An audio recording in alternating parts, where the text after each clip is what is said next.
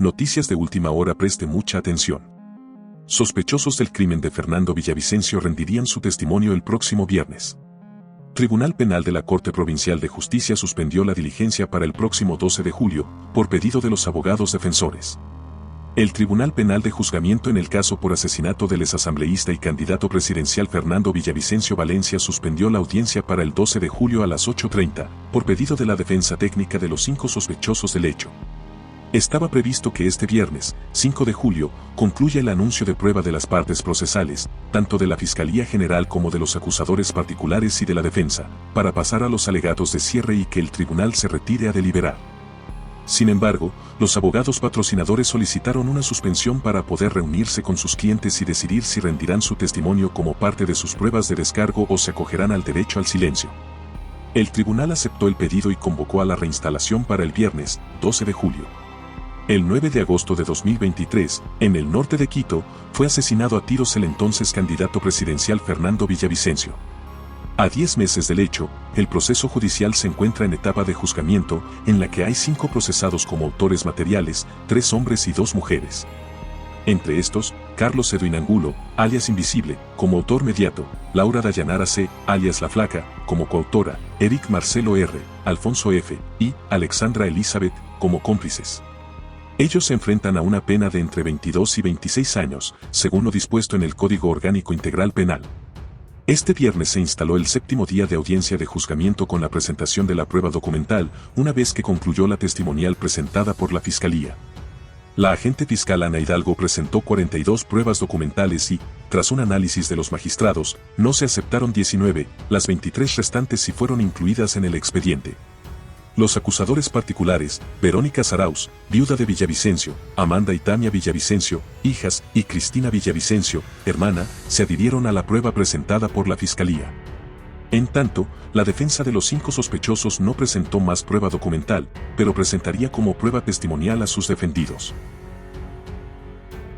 En el caso de Carlos Angulo, alias Invisible, su defensa técnica pidió un tiempo prudente, ya que deben solicitar autorización al SNAI para ingresar a la cárcel La Roca en Guayaquil. En esta jornada, Fiscalía convocó a unos 200 testigos, aunque no todos asistieron. Una vez que las partes procesales expongan sus alegatos de cierre, el Tribunal de Juicio se retirará a deliberar para definir la pena. En más noticias.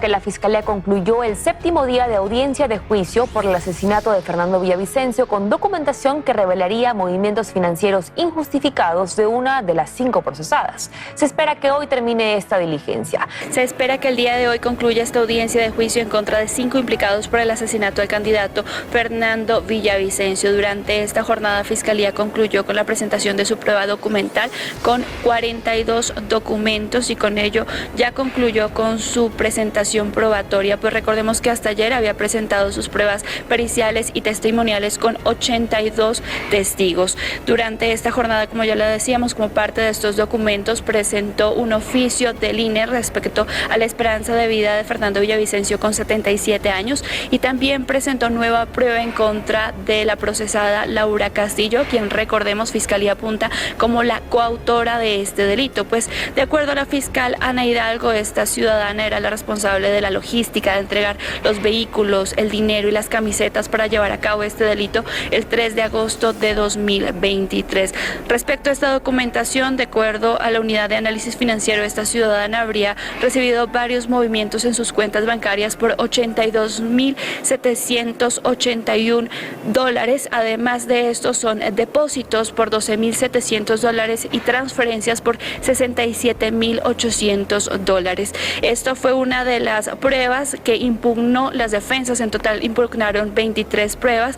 Ahora el tribunal está analizando si da paso o no aquello. Escuchemos lo que dijo la defensa de Laura Castillo. Estimo de que el Corren trasladó un informe económico, creo que es de la UAFE, que no amerita ese tipo de delitos, la verdad. Estaríamos hablando de un delito de cohecho, que eso marcaría relevancia. pero para ese tipo de delitos realmente no. Y bien, luego de ello, según se nos ha dicho, la acusación particular no presentará más pruebas, se acogerá a lo que ha expuesto la Fiscalía. Tendríamos que ver qué ocurre con las defensas de los procesados, que también se nos ha dicho pedirán que se suspenda por unos minutos la audiencia para poder conversar con sus defendidos y establecer si ellos quieren acogerse al silencio o, por el contrario, rendir su testimonio en esta audiencia de juicio. Luego de ello se daría paso ya a los alegatos de cierre y concluiría de esta forma la audiencia de juicio en su 7º día para que el tribunal se retire a deliberar si sentencia o no a estos 5 implicados por el delito de asesinato. Ahora les contamos que un informe del Consejo de la Judicatura revela que directores de las provincias de Guayas, Manabí y Los Ríos dispusieron el archivo de las destituciones de una treintena de jueces. En la lista de beneficiados están exfuncionarios ahora procesados por casos de corrupción. Aunque se contaba con una declaración jurisdiccional previa, es decir, que jueces de instancias superiores determinaron que se habían cometido infracciones, no recibían sanción alguna. Esto porque los encargados de ejecutarlas en el caso de infracciones gravísimas, la destitución, por ejemplo, simplemente no lo hacían, los blindaban. Así lo revela un informe de la vocal del Consejo de la Judicatura, Solanda Goyes. En él se señala a exdirectores de Guayas, Los Ríos y Manabí por archivar estas declaraciones previas o simplemente determinar la inocencia de los funcionarios. Y así 31 jueces y 5 fiscales que debían dejar sus cargos por cometer infracciones gravísimas no lo hacían. El informe señala que son actuaciones en contra de norma expresa y que los directores actuaron sin tener competencia, por lo que recomienda abrir nuevas causas en el ámbito penal. Entre los beneficiados, funcionarios hoy ya destituidos por otras razones, como los ex jueces Richard Gaibor, Carlos Zambrano y Fabiola Gallardo. Esta última procesada en el caso Metástasis, al igual que Mercedes Villarreal, exdirectora de la Judicatura en Guayas, una de las que, a decir del informe, facilitaba el blindaje. A la fecha, Villarreal se encuentra en calidad de prófuga y pese a haber sido removida, el informe revela que podría retornar al sistema judicial porque no hay ninguna sanción sobre ella que le impida hacerlo. Aun cuando el Consejo de la Judicatura ha iniciado una investigación en su contra por el archivo de un sumario en favor de 2 fiscales en Guayas, esta, así lo ha decidido el organismo con el reparo de Goyes, solo se expondría a una sanción de leve a grave, es decir, se la podría sancionar máximo con una multa y una suspensión de 30 días. El gobierno aseguró que las deudas con el Ministerio del Deporte han sido pagadas. Este viernes en Guayaquil se despidió a la delegación del Ecuador que asistirá a los Juegos Olímpicos París 2024. Efectivamente, tras su visita oficial a Perú, el presidente de la República este viernes cumplió agenda aquí en la ciudad de Guayaquil.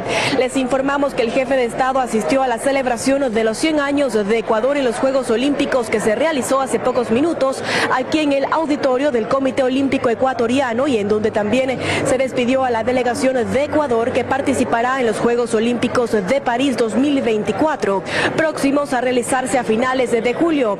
El primer mandatario aseguró que las deudas con el Ministerio del Deporte han sido saldadas. Escuchemos a continuación al presidente de la República. Heredamos 4.600 millones de dólares de atrasos de pago. Y no nos dejaba dormir, me incluyo yo mismo, el hecho de que estábamos atrasados inclusive con el deporte. Luchamos por meses, en guerra incluso, y ya logramos cumplir el objetivo y saldar las cuentas.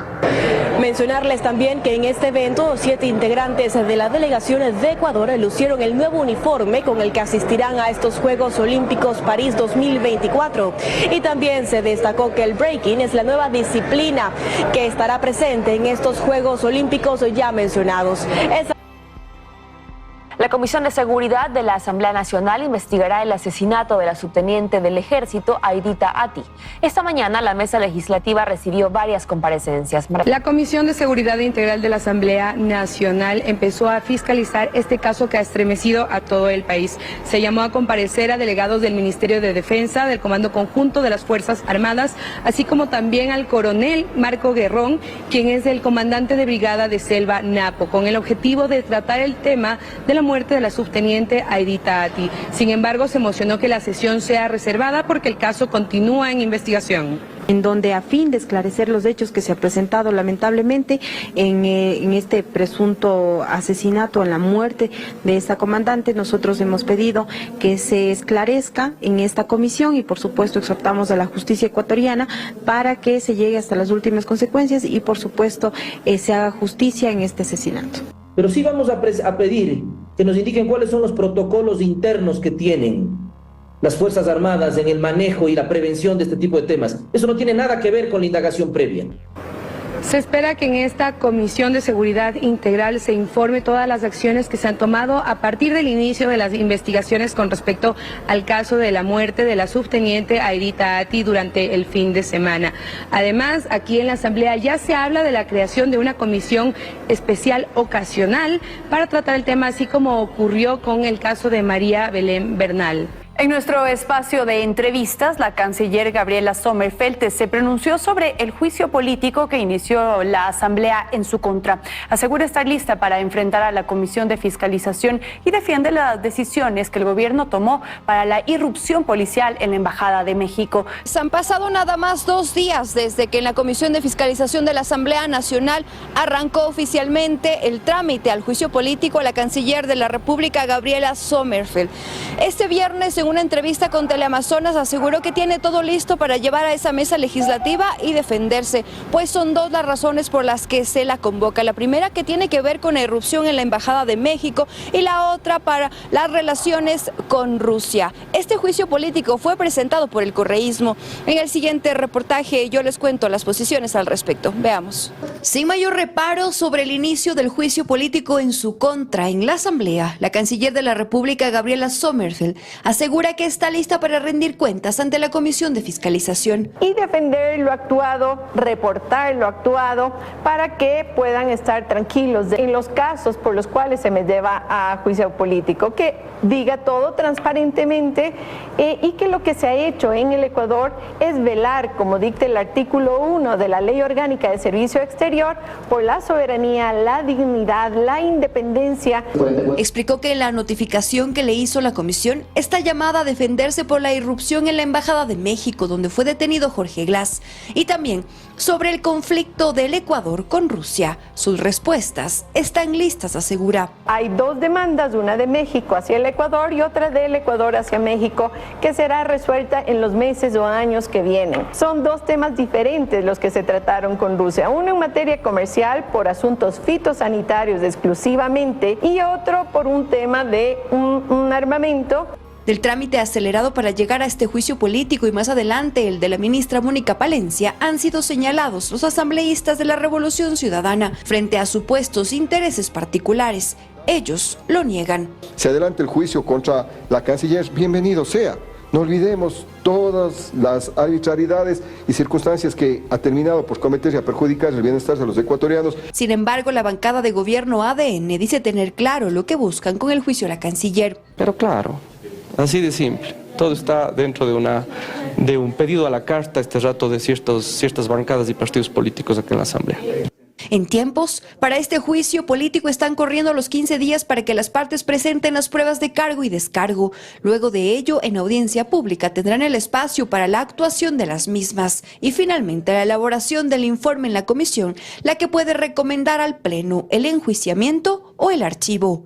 Y bien, una vez que este plazo termine, que se espera sea tramitada esta solicitud de juicio político a la canciller hasta finales de este mes, se dará paso en la Comisión de Fiscalización al trámite a la solicitud de juicio político a la ministra del Interior, Mónica Palencia, que también podría tardar el mismo tiempo según lo que se calcula en esa Comisión de Fiscalización.